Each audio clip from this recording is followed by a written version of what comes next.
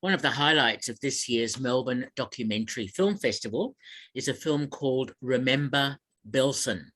And it's my great pleasure to speak to the director of Remember Belsen, Frank Shields. Frank, welcome to Movie Metropolis. Thank you. Now, this is an incredible film in many respects and quite a difficult one to watch, of course, but it commemorates the Bergen-Belsen concentration camp and in 1995, when it was the 50th year of the liberation. Anyway, how did it come about, Frank, that you decided to make a film about this event? Well, I've always been interested in,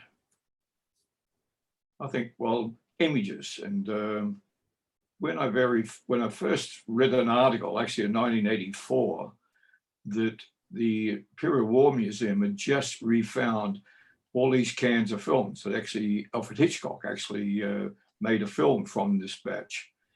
And they decided with the authorities that it was just too much for the Germans to put on them after the end of the war, because in a way they wanted to, the enemy really after the war was actually the Russians, not the Germans. The Germans were defeated. So anyway, they just thought they just hid it for 40 years. And I just happened to see the article, and the images, just drove me. I just had to go and see them. So I went to London, had a look at them at the Imperial War Museum, and I've never seen, I'd say there was nothing shot through a camera in the 20th century that actually compared with this stuff. So I licensed the 35mm neg, then I began to start making my own film, which is based off the F3 3080, which was the Hitchcock film. But the only problem is other people read the same articles I did, and PBS was one of them. And virtually they shot me out of the water. They licensed the same footage. And of course, I was out of the water in about, in no time at all. So I put it away till I met a war artist, a fellow called Alan Moore, Australian war artist. And he just happened to be one of the first, just with the Liberators, and one of the first through the gate. And once I met with him and learned his story, then I had a story. And what happened from then, and it just grew like a mushroom, as documentaries do. And it ended up, and I was still developing the film virtually up to just even weeks before I finished it. Oh, right. How interesting. So the people that I interviewed in the film, the survivors, they really have some incredible stories to tell. How did you find them? Again, it's just research. A couple of them were connected actually to Alan Moore himself, who died a few years back at 101. And interesting enough, the authorities, or the people in charge, they found him when he was on the cusp of becoming 100. And I thought, well, that's really good, isn't it? So really, I dedicated the film to him. Okay. But from then, they just grew. You find out more from other people. And I've seen a couple of films since that, you just learn more names. And even the other night at the Jewish Museum in Sydney, I even found a few more. So, it's they're there somewhere, but it's just a matter of just where you find them. Yeah, and I've seen many Holocaust films, and that footage, and actually I've seen that complete footage a few years ago at another venue, the footage that Hitchcock was responsible for. It is just mind-numbingly horrific. And you do include a fair bit of that footage in your film. And it must have been difficult for you perhaps to make decisions about which of those shots you are going to keep in your film. Well, I was pretty lucky there, because all all of the images that I chose were connected with the actual people I was interviewing. What I wanted to do is to the audience, for them to actually, what they see, what the actual first liberators, and Alan Moore was one of them, when they went through the gates, and that's what they saw. So, and I actually, all that footage is the same as like the cameraman, Mike Lewis. Exactly what you see is what he saw. So it wasn't too hard to actually place, as bad as they were, to the actual characters, whether it's Brigadier Hughes, who led the medical rescue, and what I really sorry, I'll just get rid of that.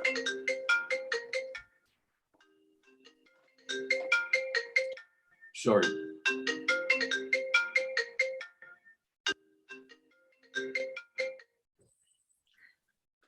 And sorry, I'm just losing your train of thought there. The various British, the soldiers who were there to see the camp when it was liberated. Right. And what happens is some of the characters, like there was one especially, like Ada Bimco, Hadasha Ada Bimco.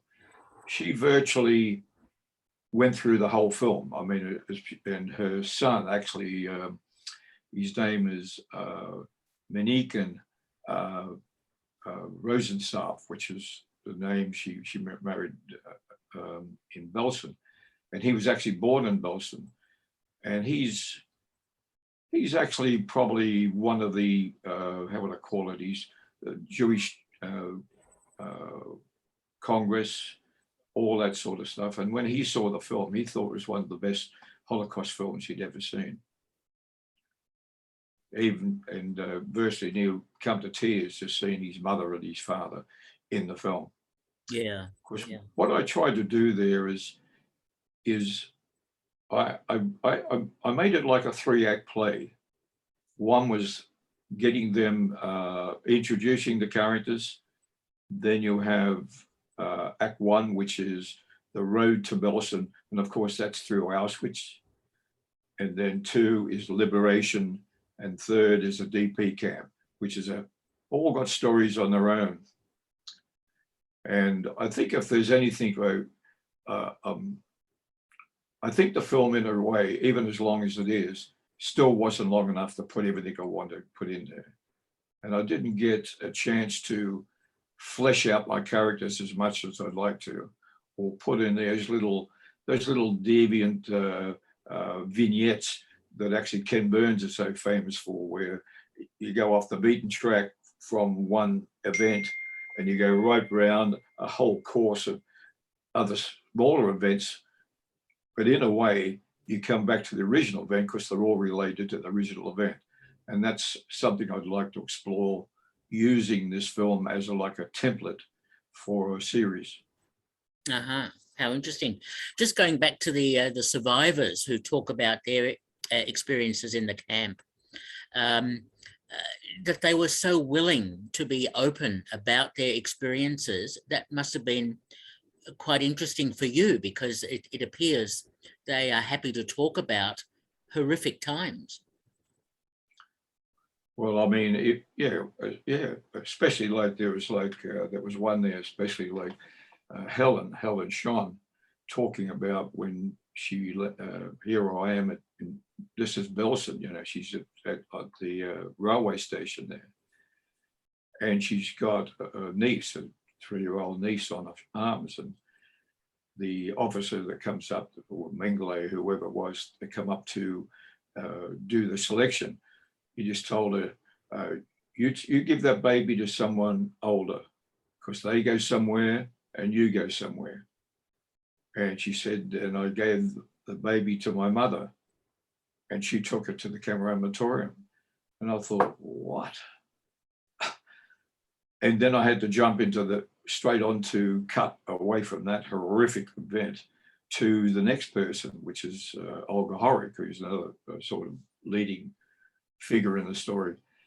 Yeah. And I thought, if that happened, I mean, if I had my narrator say, well, stop right there. Look at what just happened there. That that happened today, that'd be merit the front pages or the front headlines of every paper in the world. And that was one of just millions of events. That's staggering.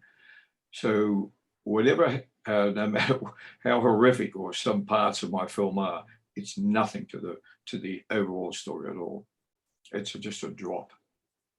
Absolutely right. The films that I've seen, the stories, I'm Jewish myself, about the Holocaust and Auschwitz in particular, and just the horrific crematoriums and everything, that's just mind-boggling.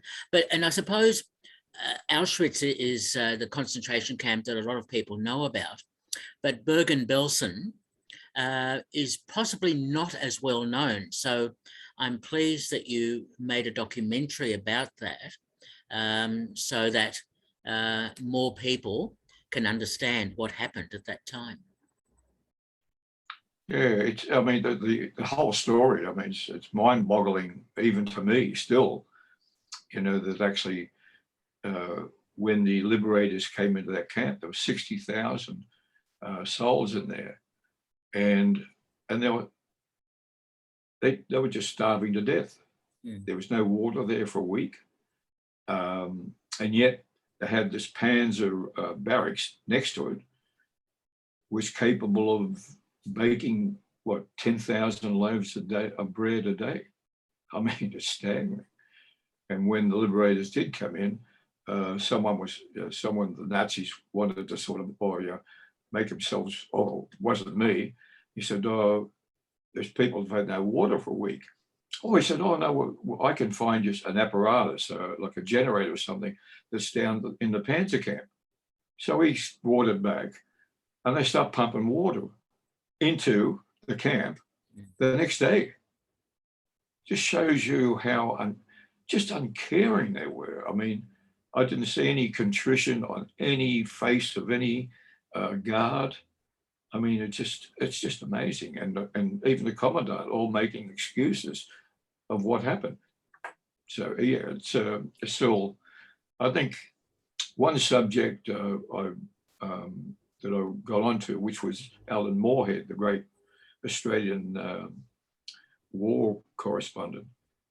And he was the only one that wanted, once he went in there, and he didn't want to go in there, as you know from the film. But instead of, when he actually was shown a woman's hut, he wanted to know why. He said, this is not war.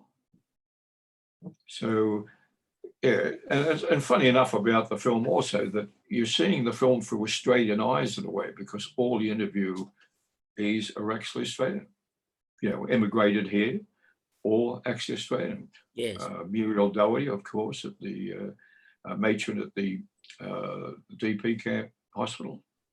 So it was interesting. I didn't do it on purpose. It just happened. That's just how it happened. Yes. Well, it was it was deliberate genocide that the Nazis were doing. It was more than uncaring, and of course the war trials in Nuremberg and elsewhere that happened afterwards clearly demonstrated the complicity that all of them had, not just following orders, but just being inhumane completely. So again, this needs to be documented, and you've done that. Frank, tell me, doing a documentary is never easy and never inexpensive. Was it easy to get any funding or support to be able to make your film? I was fortunate enough to actually, it's a Documentary Australian Found, sorry. Oh, DAF? Yeah. Yeah. DAF. They were very, very, very helpful all the way through. Helping, I actually found a couple of private investors or donors, really. They weren't investors, they were donors. 3 of them, in fact, and they put the money, and DAF actually, Mitzi Goldman, sort of made the arrangements that they can actually get a break and had got that funding. Also, they got me grants from like a couple of minor ones from the Belsen Family Foundation in Melbourne, and also the City of Sydney. So that all helped, but there was no other money at all. So in a way, to make a film that big just with what I had was, I just had to do too much in a way, which I'm not used to, and I'm still working on it, if you get what I mean, even though we just completed only even weeks ago. Yep.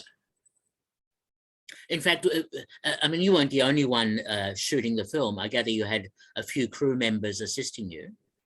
Oh yeah, I had about three or four editors. One was sort of he's never really done a big film, but he used to do, like, he's worked on clips for Fox. Is it Fox? Yeah, Fox, for doing all the new movies coming to town and all that. And he's been at it for 10 years, but he's quite good. So I gave him a chance to sort of, in the early parts of it, doing trailers for the film, early trailers, and also working, putting like an assembly together. Then I had John Doggett Williams from Melbourne. He came up and did a lot of work on it. And then I had Carl Jenner from Sydney, who his color grading was just fantastic. Of course, don't forget, some of these interviews were done 2005 with Alan Moore.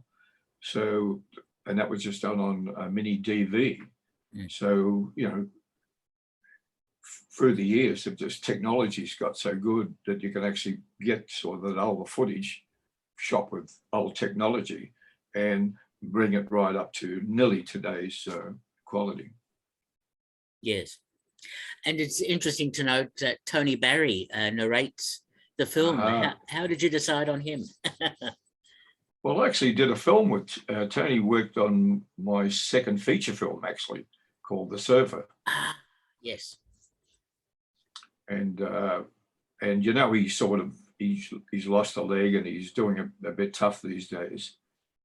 So I ring him up and I said, Tony, and he was just a dream to work for, or work with, actually, on Surfer. So he said, okay, well, he's going to hospital a lot, getting transfusions and all that sort of stuff.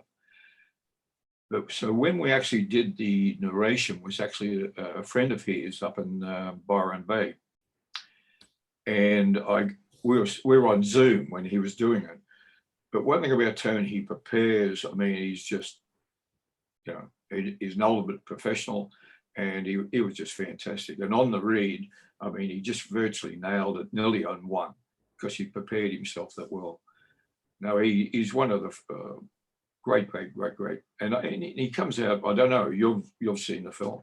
So what do you think? Oh, very good. The tone that he adopts and so on, it works so well in the context of the film. Yes.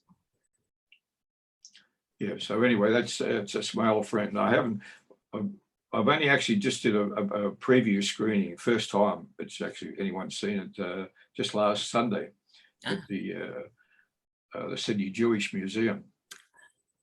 And I did that for my donors and for my crew and their guests. And I thought there'd only be about 15 or 20 people there. Well, it ended up a full house and tremendously emotional response. It was incredible. And I rang up the next day, and the woman who's the chief, how to call it, official that actually held the event, she says, we're still all reeling and just in awe of the film. That's great to get feedback like that, and I'm sure audiences will be similarly moved when they see the film at the Melbourne Documentary Film Festival, which is great that it's going to be screened at the festival. Will you also be submitting it elsewhere? For example, I'm sure Steven Spielberg with the Shoah Foundation would be interested in getting a copy. Well, I'm going to do that. Well, as I said, we virtually just finished it. Yeah.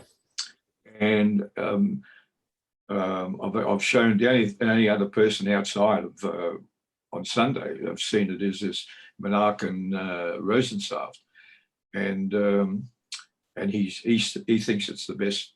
And he worked on one of the earlier Belsen one, I think, of night. What is it? Something of night. And anyway, he thinks this is the best Holocaust film he's ever seen. Great kudos to you. So he thinks it has to be seen, or it should be an educational tool, and that's really what I'll do. It'll be every Jewish museum in the world will have a copy, or you'll have a link, and I'll just do all cultural for cultural groups all over Australia and also overseas.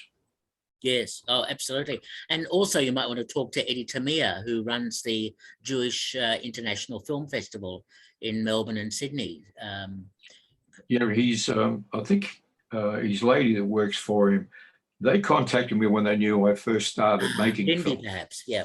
But I haven't got back to him yet because, as I said, it's just finished now. But I have talked to Eddie, I think at a screening of last year at the of his festival at the Ritz, and he just said, what was it? He said, as long as I'd have to put money in, something like that. It was just a joke.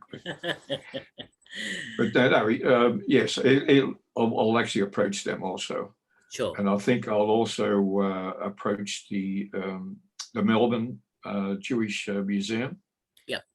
So I know some people there, and also one of the main people in the interviewees is Helen Shawn, and she belongs to that museum there. So that'll be another one. So it'll have a long life.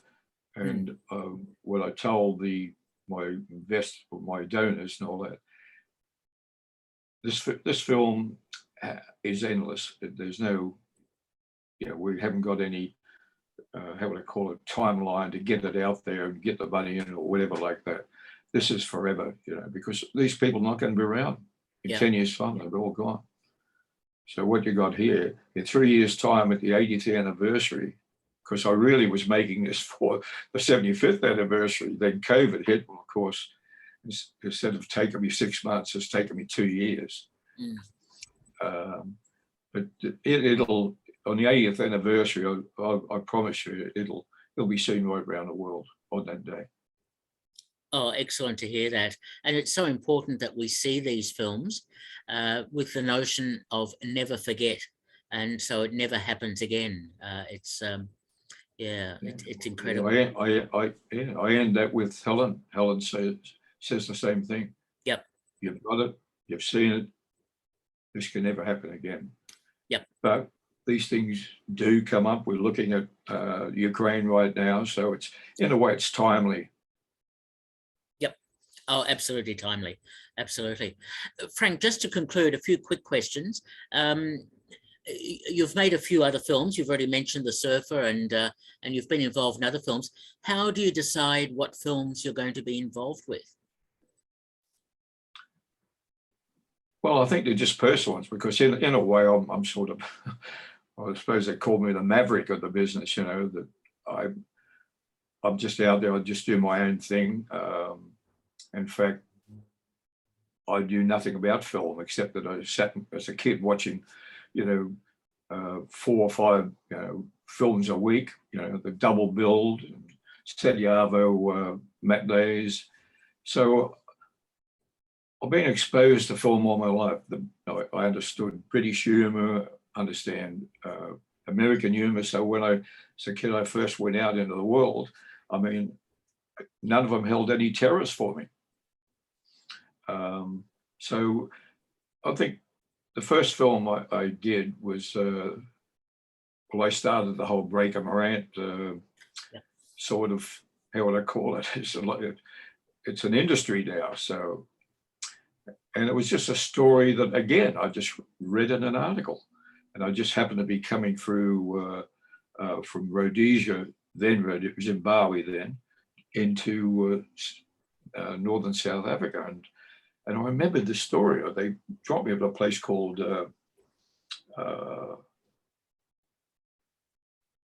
anyway, they dropped me off at this corner, and I saw this. There was like a cemetery there, and I'm going, hold on. So this is where this, these two Australian soldiers were, like executed or something like that. Well, I just walked down the street. I'm not kidding. Straight into, and there was this tabernacle. There was a book, and there's their names in there. And this is 1970. And I found their grave, and it was all the other graves are all falling down and all that. And this has got little flowers in it and all that. And I'm going, so curiosity killed the cat. So when I went back home, and again, I put my head in there and start researching it, and the story grew like a mushroom, as you know. It's an unbelievable story. Yeah. So that's how I start. That's how I get into films, just by reading something that engages me, get into the research of it, and then it grows. And they just keep growing. Yes. Do you have any particular filmmakers or films in mind, or styles of filmmaking that perhaps might influence your approach, maybe even to Remember Belsen? Not actually just for Remember Belsen. I think on the drama side of it, because I've done 5 features now. Yep.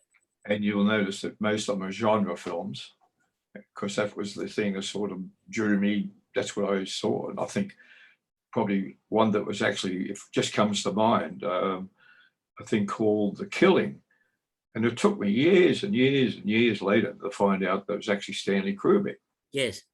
It was about a race course heist. And that was the first one that really had, the film noir, the shadows, and of course the third man, and just, so that really drew me in. For documentaries, I think it's just the powerful stories. It's like, while I was in London, the Australian tour of passage, or what they call it, in London. So I'm sitting there and watching, what's a thing called Scapa Flow. And this is where, after the First World War, the Germans being defeated had the whole fleet, naval fleet, were anchored in Scapa Flow, this northern, very big bay up the north of Scotland. And it went on, and the crews are still on there, the captains are on there. And this went on, they were there for nearly a year, and they said, what? And they just got Jacobin. So they decided between themselves, and they scuttled the whole fleet. And if you ever seen any footage of all those warships just sinking, it's mind-boggling. And of course, then later on, someone said, a salvage firm said, I can pick them up. Then you've got them all coming back up again. So it's all, I like the impact of image. I mean, impactful images. There was another one called One More Time. And it was about, and I've always, a kid, I used to love going to watch the news. They have these little, Newcastle, where I come on, Novocastrian, little like a news theaterette. And I'd go once a week to see what was happening around the world and all that. And every Memorial Day in America, they have the Indianapolis 500. And this documentary was made about Eddie, I forget his second name, terrible to say, I forgot his name. And it's him always coming second. At this time, he's told his wife, she wants him to quit one more time. And the last shot in the film is enormous crash, where he crashes into a ball of flame. And his wife, who just happens to be in front of the camera, stands up watching it. And I'm going, wow. Wow. That's what draws me. That's and another thing on documentaries, I love the dramatic or the drama, was it Jenny Come Home or whatever. I mean, I saw that in Britain, and it changed. It just changed things, So they're the first, so that's when I saw the images of Belsen. That's what drew me, the power of the image. Fair enough. That's a very descriptive look at the influences. Very good. And just to finish, Frank, I'm always intrigued Are you also thinking about another film at the moment? Yes, again, another 30-year one. I was fortunate enough years ago on the road. I wanted to, get into underwater stuff and all that. So I ended up in the Bahamas, in Freeport, Grand Bahama, and you're looking at a place where you have I spent every day of my life for 2 years underwater in 150-foot visibility, and this is where Costello and everyone comes down to test their underwater habitats, or Johnson & Johnson testing heliox gases for decompressing deep depths and things like that. And I used to hire my one boat out to these film crews, and then the B filmmakers were coming across and having a battery belt round and thing, and all handheld. So I got into that, and that was sort of when I came back, and then I saw our Barrier Reef. I thought, well, I'll go up there, and they were just having this thing called the Crown of Thorns plague at the time, which they still have today, and I just kept seeing these images. I mean, horrific images of these starfish eating the Great Barrier Reef, and they just, in another couple of months, there's another one, and it went on and on and on. I'm going, hold on, what's happening here? So in those days, all roads led to a guy called Dr. Bob Endine, and he spent his whole life fighting this problem. And it was a drama also. So I'm doing a film, and it's called The Eco Warrior of the Great Barrier Reef, story of Bob Endine. So that's my next one. Very interesting, and a nice contrast to Remember Belsen. Well, that's right. Well, I've done that. I think I started out, and 40 odd years later I finished it. So, and the same as what the Endine story is going to. At least I could do that now. I've got the footage. I've got everything ready. So, and hopefully my same people will back me, and I'll probably have something else. But I do miss my drama. I'll get back there someday. Hopefully you do. I can just see The Surfer 2. Thanks. There was one I did actually. Do you ever know Pierre Rissiant at all? No. No. Wonderful. And I did a documentary on him.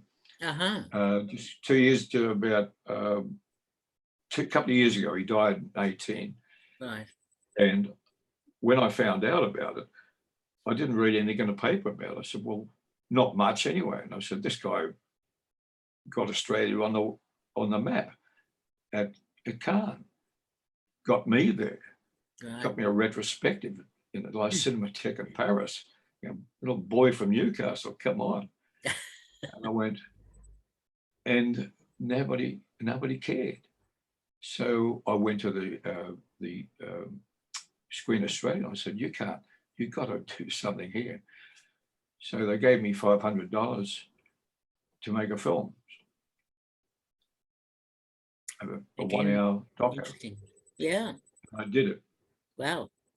And I showed it. I had guy Basil Luhrmann actually sent me a clip because he backed him, and a